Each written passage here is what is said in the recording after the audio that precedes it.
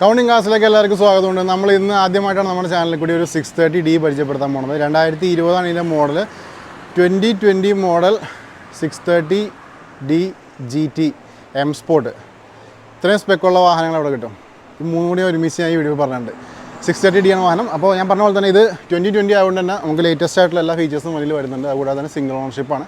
പിന്നെ നമ്മൾ എടുത്തു പറയേണ്ട കാര്യം വെച്ചിട്ടുണ്ടെങ്കിൽ വണ്ടിയുടെ ക്വാളിറ്റിയാണ്. അതേപോലെ നമുക്ക് നോക്കുകയാണെങ്കിൽ മനസ്സിലാവും, ഇത് ഷോറൂമിൽ നമ്മളൊരു പുതിയ വാഹനം എങ്ങനെയാണോ കാണുന്നത് ആ ഒരു രീതിയിലാണ് വാഹനം ഇപ്പോൾ നിലവിലിരിക്കുന്നത്. അത്രയ്ക്ക് ബോഡി ക്വാളിറ്റി നിൽക്കുന്ന ഒരു വണ്ടി കൂടിയാണ്.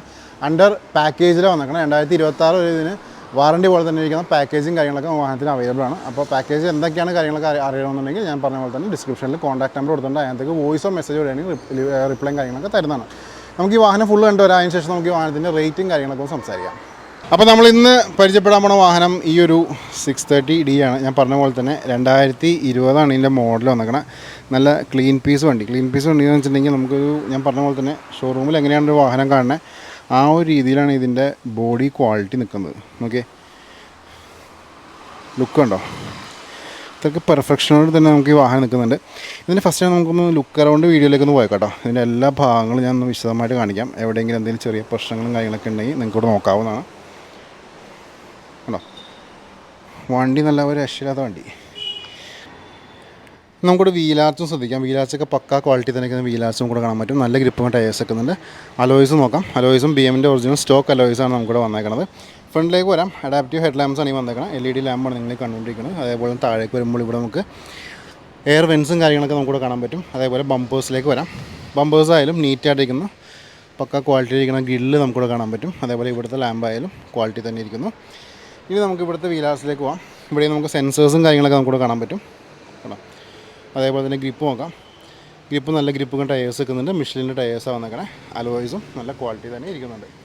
സൈഡ് പോർഷനിലേക്ക് വരുമ്പോൾ ഇവിടെ നമുക്ക് ഇൻഡിക്കേറ്റർ ലാമ്പ് വന്നേക്കണ ഇൻഡിക്കേറ്റേഴ്സ് നമുക്കിവിടെ കാണാൻ പറ്റും. കൂടാതെ തന്നെ നമുക്കത് ഇവിടെ ജസ്റ്റ് ഒരു എയർ വെൻറ്റ് നമുക്ക് അവിടെയും കിട്ടുന്നുണ്ട്. 2 ഡോർ നോക്കാം. 2 ഡോറായാലും നീറ്റായിട്ടിരിക്കുന്ന ഡോർസ്, യാതൊരു രീതിയിലുള്ള ഡാമേജോ കാര്യങ്ങളൊന്നും കിട്ടുന്നില്ല. അതിവിശാലമായിട്ടിരിക്കുന്ന സൺറൂഫ് നമുക്കിവിടെ കാണാൻ പറ്റും. അതേപോലെ തന്നെ നമുക്ക് ബാക്കിലേക്ക് വരുമ്പോൾ ഇവിടുത്തെ വീലാർച്ച് നോക്കാം. ഈ വീലാർച്ച് ആയാലും നീറ്റായിട്ട് ഇരിക്കുന്നു. നല്ല ഗ്രിപ്പ് ടയേഴ്സ് വെക്കുന്നുണ്ട്. അലോയ്സും പക്ക ക്വാളിറ്റി തന്നെ ഇരിക്കുന്നുണ്ട്. സൈഡ് പോർഷൻ ഇവിടെ ഫുള്ള് നോക്കാം. നമ്മൾ ബാക്കിയുള്ള 530 വെച്ച് നോക്കുമ്പോൾ ഇവിടെ കുറച്ചും കൂടി ലെങ്ത്ത് കൂടിയൊരു ബാക്ക് പോർഷൻ നമ്മൾ കണ്ടുകൊണ്ടിരിക്കുന്നത്. അതുപോലെ ക്വാർട്ടർ ഗ്ലാസ്സൊക്കെ ശ്രദ്ധിക്കാം, കുറച്ചും കൂടി ബ്രോഡറാണ്. ബാക്കിലേക്ക് വരാം. ഇവിടുത്തെ ലാമ്പ് നോക്കാം. ഈ ലാമ്പ് നീറ്റായിട്ടിരിക്കുന്നു. GTയുടെ ഒരു ബാഡ്ജിങ് നമുക്കിവിടെ കിട്ടുന്നുണ്ട്. അതേപോലെ തന്നെ നമുക്ക് ബമ്പേഴ്സിലേക്ക് വരാം. ബമ്പേഴ്സ് ആയാലും നല്ല നീറ്റായിട്ടിരിക്കുന്ന ഒരു ബമ്പേഴ്സ് നമുക്ക് ഇവിടെ കാണാൻ പറ്റും. 630Dയുടെ ബാഡ്ജിങ് നമുക്ക് കിട്ടുന്നുണ്ട്. ഇവിടെ ലാമ്പും നോക്കാം. ലാമ്പും പക്ക ക്വാളിറ്റി തന്നെ ഇരിക്കുന്നുണ്ട്. സെൻസേഴ്സും നല്ല നീറ്റായിട്ടിരിക്കുന്നു. ഇവിടുത്തെ വീലാർച്ച് നോക്കാം. ഈ വീലാർച്ചും നല്ല നീറ്റായിട്ടിരിക്കും. വീലാർച്ച് കാണാൻ പറ്റും. നല്ല ഗ്രിപ്പ് ടയേഴ്സ് വെക്കുന്നുണ്ട്. അലോയ്സും പക്ക ക്വാളിറ്റി തന്നെ ഇരിക്കുന്നുണ്ട്. ഇനി 2 ഡോർ നോക്കാം. ഈ ഡോറായാലും നല്ല നീറ്റായിട്ടിരിക്കുന്ന ഡോർസ് നമുക്ക് കാണാൻ പറ്റും. ഇവിടെ ഒരു രീതിയിലുള്ള ഡാമേജ് ഒന്നുമില്ല. ഡോറിന് ഓപ്പൺ ചെയ്ത് നമുക്ക് ഇൻറ്റീരിയേഴ്സും വെളിപ്പെടാം. ഇവിടെ ബെസൽലെസ് ആയിട്ട് വന്നേക്കണ ആ ഒരു ഡിസ്പ്ലേ നമുക്കിവിടെ കാണാൻ പറ്റും. കേട്ടോ, ഫുള്ള് ഗ്ലാസ് ആയിട്ട് തന്നെ വന്നേക്കണേ. അതേപോലെ തന്നെ നമുക്കിവിടെ ഡോർസ് നോക്കാം. ഡോറായാലും ഇവിടെ വുഡൻ ഫിനിഷിൽ വന്നൊക്കെ ഡോർസ് കാണാൻ പറ്റും. ബാക്കിയുള്ള കൺട്രോൾസൊക്കെ നമുക്ക് വരുന്നുണ്ട്. പിന്നെ GT ആയതുകൊണ്ട് തന്നെ നമുക്ക് ഇവിടെ റെഡ് ലൈൻ നമുക്ക് കാണാം. ഇത് ഇലുമിനേറ്റ് ചെയ്യുന്ന ടൈപ്പിലുള്ള ഒരു ലാംപ്സാണ് കൊടുത്തത്. ഇൻറ്റീരിയേഴ്സ് നമുക്ക് വിശദമായിട്ട് നോക്കുകയാണെങ്കിൽ ഇവിടെ നമുക്ക് സീറ്റ്സൊക്കെ സ്റ്റോക്ക് സീറ്റ്സ് തന്നെ വന്നിട്ടുണ്ട്. പക്ക ക്വാളിറ്റി തന്നെ ഇരിക്കുന്ന സീറ്റ്സാണിത്.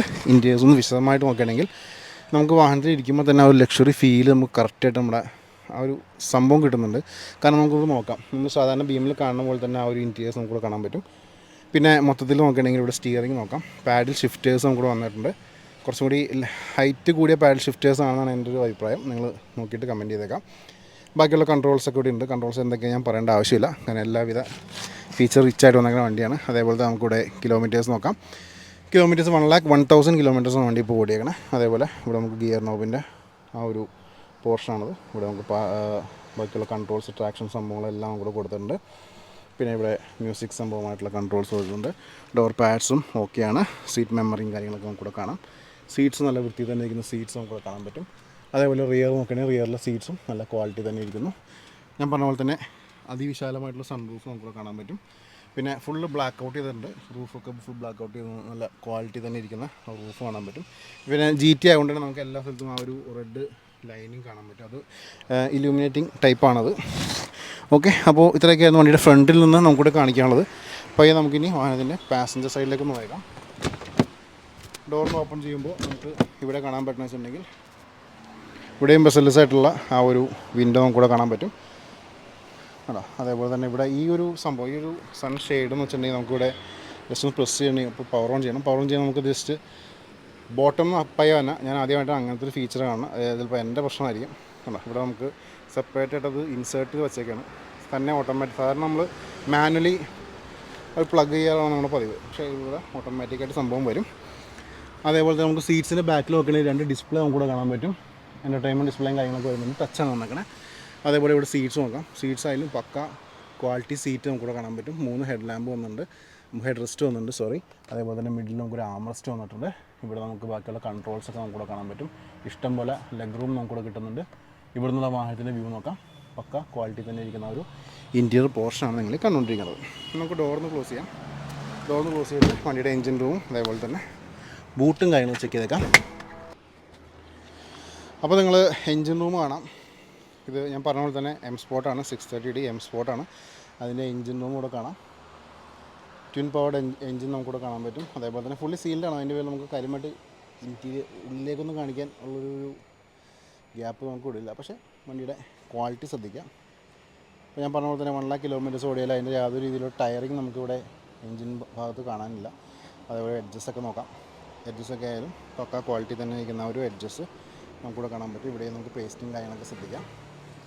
ലിഡിലേക്ക് പോയേക്കാം. ലിഡായാലും നല്ല നീറ്റായിട്ടിരിക്കുന്ന ആ ഒരു ലിഡ് നമുക്ക് ഇവിടെ കാണാൻ പറ്റും. കേട്ടോ, തന്നെ ഇരിക്കുന്ന ആ ഒരു ലിഡ് നമുക്കിവിടെ കിട്ടുന്നുണ്ട്.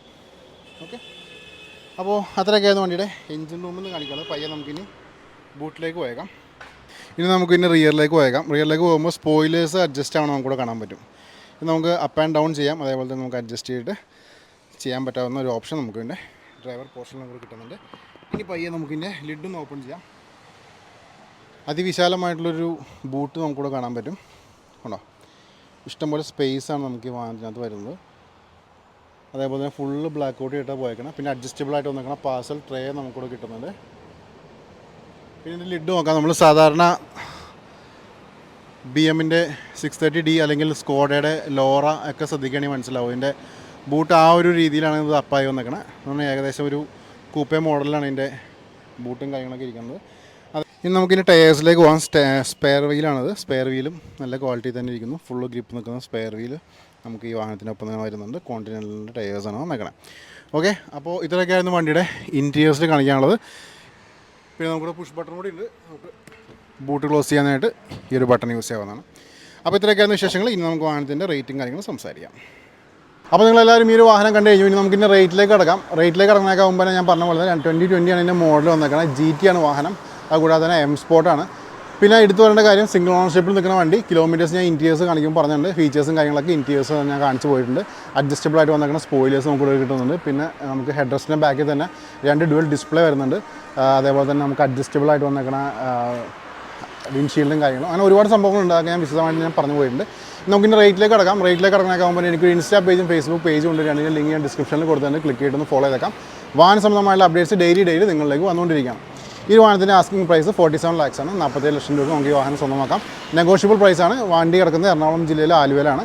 അപ്പോൾ വാങ്ങിക്കാൻ താല്പര്യമുള്ള സുഹൃത്തുക്കൾ റിയൽ ബയേഴ്സ് ആണെന്നുണ്ടെങ്കിൽ ഡിസ്ക്രിപ്ഷനിൽ കൊടുത്താൽ വാട്സാപ്പ് നമ്പറിനകത്തേക്ക് വോയിസോ മെസ്സേജ് വിട്ടേക്കാം. റിപ്ലൈയും കാര്യങ്ങളൊക്കെ തരുന്നതാണ്. അപ്പോൾ ഇത്രയൊക്കെയാണ് വിശേഷങ്ങൾ. ഒട്ടനവധി വാഹനങ്ങളുടെ വീഡിയോസ് വരുന്നുണ്ട്. ചാനൽ ഫോളോ ചെയ്യാൻ സബ്സ്ക്രൈബ് ചെയ്യാൻ മറക്കരുത്. അടുത്ത വീഡിയോ കാണാം. Thanks for watching.